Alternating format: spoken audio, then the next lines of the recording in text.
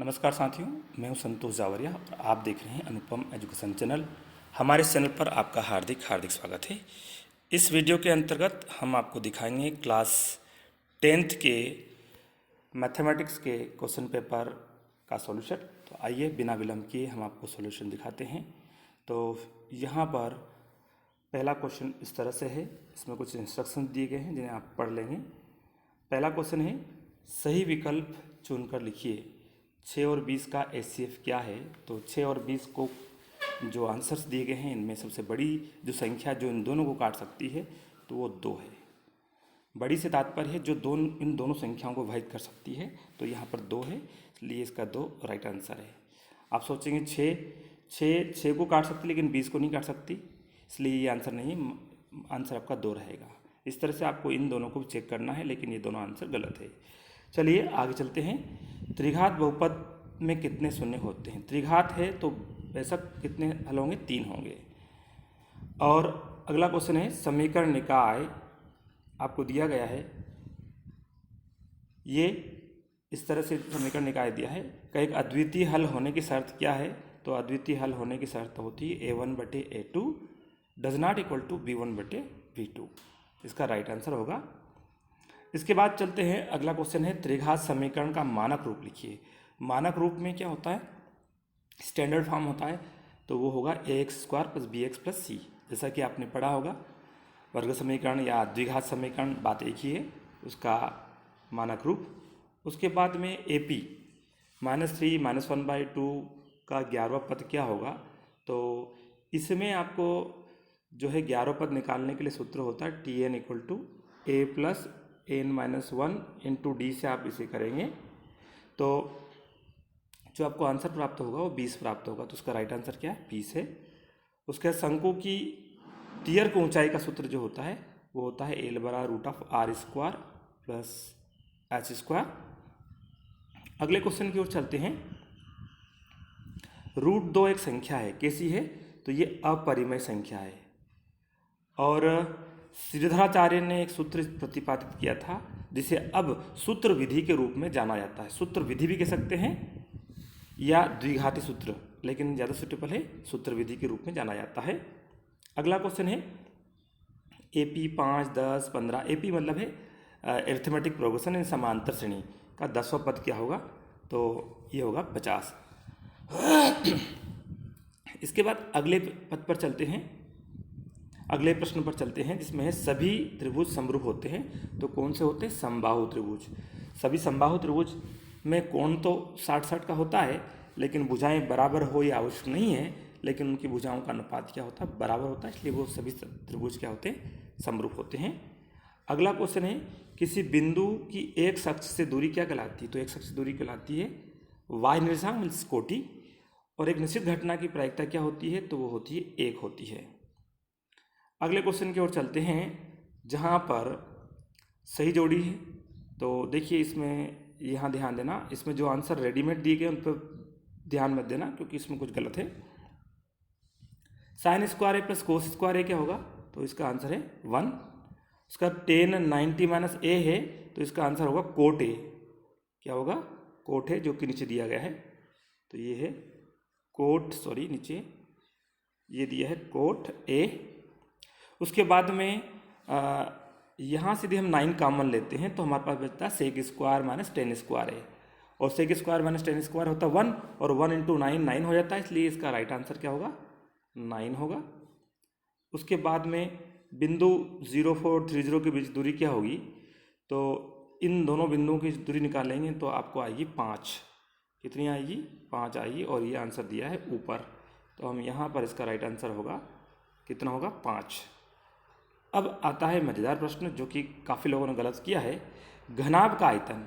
तो घनाभ का आयतन होता है BAC, ना कि ये क्यूब नहीं हो, ये तो घन का आयतन होता है। घन की भुजाएं ABC है तो उनका आयतन क्या होता है, A × B × C या BA × C।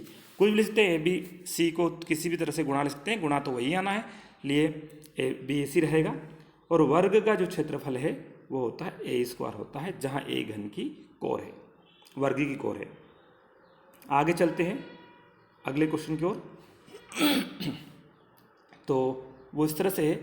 द्विघात समीकरण, देखिए यदि आपने प्रश्न ठीक से पढ़ा है तो पेपर को ठीक से पढ़ते हैं तो आधे प्रश्नों के जवाब, कुछ प्रश्नों के जवाब हम वैसे दे सकते हैं। ये पहले हमसे पूछा गया है उधर कि वर्ग समीकरण सूत्र क्या होता है या द्विघात समीकरण सूत्र क्या होता है, तो इस फॉर्म में रहता है। अब यहाँ पर उसको इस तरह से पूछ लिया गया है। द्विघात समीकरण के लिए वियुक्त का सूत्र लिखिए, तो वियुक्तिकरण डिस्क्रिमिनेंट ये होता है b² - 4ac। उसके बाद में किसी AP के प्रथम n पदों के योग ज्ञात करने का सूत्र लिखिए, तो वो होता है Sn = n/2 2a + n - 1 × d। n पदों की संख्या है, a प्रथम पद है और d सार्वांतर है। उन्नयन कोण की परिभाषा लिखिए। तो उन्नयन कोण क्या होता है? जब कोई वस्तु हमारी दृष्टि रेखा से, क्षैतिज रेखा से, ये हमारी क्षैतिज रेखा है और वस्तु इससे ऊपर हो, जैसे कि आप देख रहे हैं, तो जब कोई वस्तु क्षैतिज रेखा से ऊपर होती है तो क्षैतिज रेखा और दृष्टि रेखा के बीच जो कोण बनता है उसे उन्नयन कोण कहते हैं, क्योंकि इसमें हमारे आंखों को उन्नयन करना पड़ता है, मतलब ऊपर की ओर करना पड़ता है।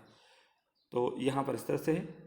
अगला है स्पर्श रेखा और वृत्त की उभयनिष्ठ बिंदु को क्या कहते हैं? तो उसे स्पर्श बिंदु कहते हैं, कॉन्टेक्ट ऑफ पॉइंट। और उसके बाद में पांसे को एक बार फेंकने पर संख्या 8 प्राप्त करने की क्या प्रायिकता है? तो देखिए ये असंभव घटना है, क्योंकि पांसे पर सामान्यतः 1 से 6 तक लिखा होता है, तो किसी भी स्थिति में उसे उछालेंगे तो 8 प्राप्त होता ही नहीं है, इन्हें असंभव घटना है। और असंभव घटना की प्रायिकता क्या होती है? 0 होती है, इसलिए इसकी प्रायिकता क्या रहेगी? 0 रहेगी। वर्ग 20 40 का वर्ग चिन्ह क्या है? तो वर्ग चिन्ह इसका 30, इन दोनों का मिडिल पॉइंट। अगला क्वेश्चन आप देखिए, अगला क्वेश्चन है निम्नलिखित में सत्य असत्य लिखिए। तो ध्यान दीजिए, जो इसमें आंसर दिए गए हैं वो सभी सही नहीं है, इसलिए ध्यान दें कि सही आंसर क्या है। 2 समरूप त्रिभुजों की संगत भुजाएं समानुपाती होती है, तो सत्य है। उसके बाद में 2 समरूप त्रिभुजों के क्षेत्रफलों का अनुपात उनकी संगत भुजाओं के अनुपात के बराबर होता है, गलत है, क्योंकि संगत भुजाओं के वर्गों के अनुपात के बराबर होता है, इसलिए ये असत्य है।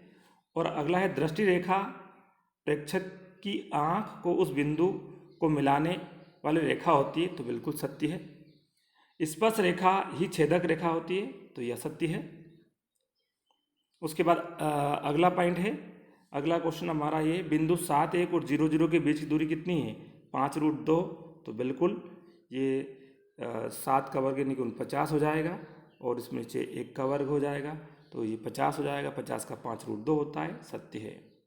अगला क्वेश्चन है, शंकु का आयतन बेलन के आयतन का आधा होता है, तो ये गलत है, आधा नहीं होता, 1/3 होता है, क्योंकि हम जानते हैं कि शंकु का आयतन और बेलन का आयतन का सूत्र अलग अलग होता है। जिसे मैं दिखाता हूँ, बेलन का आयतन ये होता है πr²h। शंकु का बनाना है तो वो क्या होगा? πr²h, लेकिन इसमें 1/3 लगाना पड़ेगा, यानी कि क्या होता है? 1/3 होता है, ना कि आधा। इसलिए ये क्या रहेगा? यहाँ चाहे लिखा हो 37 में लगाओ, लेकिन ये कैसा है? असत्य है। अब अगले क्वेश्चन की ओर चलते हैं। तो अगला क्वेश्चन तो आपके सोल्व करने के हैं, जो आपको स्वयं करने हैं, लेकिन आपको सभी प्रश्न हम दिखा देते हैं। तो यहाँ पर पेपर सरल है, लेकिन पहली नज़र में यदि आप देखकर प्रश्न पत्र को देखकर इंतमान से नहीं पढ़ेंगे तो निश्चित रूप से गलती होने की संभावना रहती है। यहाँ देखिए, इसमें पूछा शून्यकों की संख्या बताइए। तो ये एक शख्स कहाँ काट रहा है? 1 बिंदु, 2 बिंदु और 3 बिंदु पर। तो हल की संख्या कितनी होगी या शून्य की संख्या कितनी होगी? 3 होगी। इस तरह से बाकी के प्रश्न जो हैं हल करने के हैं। देखिए, एक प्रश्न यहाँ पे पूछा है 10वां पद कौन सा है? इस प्रश्न पत्र में 3 प्रश्न ऐसे पूछ लिए गए जो AP पे आधारित है, 2 ऑब्जेक्टिव और 1 सवाल यहाँ आ गया, और एक ये 4 है। तो आपने यदि पहले एक प्रश्न को किया तो दूसरे को कर लेंगे, तीसरे को कर लेंगे। चलिए, यह आधारभूत समानुपातिकता प्रमेय का कथन लिखिए, जो कि आपने याद की ही होगी। इन 2 बिंदुओं के बीच दूरी, यही प्रश्न ऑब्जेक्टिव में पूछा गया था, बिंदु शायद 7 0 और 0 1 के बीच की दूरी। तो यहाँ पर इन दोनों की दूरी निकाल लेंगे दूरी के सूत्र से। चलिए, इस तरह से ये भी आप देख रहे हैं। और ये जो है इसको हल करेंगे आप लोग, तो ये साइन 18 लिख देंगे ऊपर और नीचे लिखते हैं कोस 90 ऋण 18 लिख सकते हैं, जो क्या हो जाएगा साइन 18 बटे में साइन 18, ये कट कर क्या हो जाएगा 1 हो जाएगा, तो इसका मान 1 होगा। इस तरह से क्षमा चाहूँगा गले में खराश है। आप ये प्रश्न देखेंगे तो क्या लिखा है, एक थैले में 3 लाल है 5 काली है, इस थैले में से एक गेंद यदृच्छा निकाली जाती है, तो इसकी प्रायिकता क्या होगी, गेंद लाल होगी। तो लाल गेंद कितनी भाई, लाल है 3, और कुल कितने गेंदों से 5 और 3 8 में से, तो लाल गेंद होने की प्रायिकता क्या होगी 3/8 होगी। आगे की ओर चलते हैं। अगला प्रश्न हमारा इस तरह से है, एक पासे को एक बार फेंकने पर अभाज्य संख्या आने की प्रायिकता क्या होगी। तो अभाज्य कौन सी होती है, आपको पासे पे 1 से 6 तक लिखाता है, तो 1 से 6 तक आपको अभाज्य संख्या निकालनी है। अभाज्य संख्या आपकी होती है 3, 2 अभाज्य नहीं आती,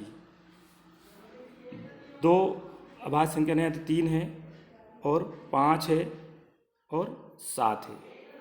तो ये क्या हो जाएगा, सॉरी 7 तो होता नहीं है, तो आपको क्या करना है 3, 5, तो ये हो जाएगा 2/6, ये नहीं क्या हो जाएगी 1/3।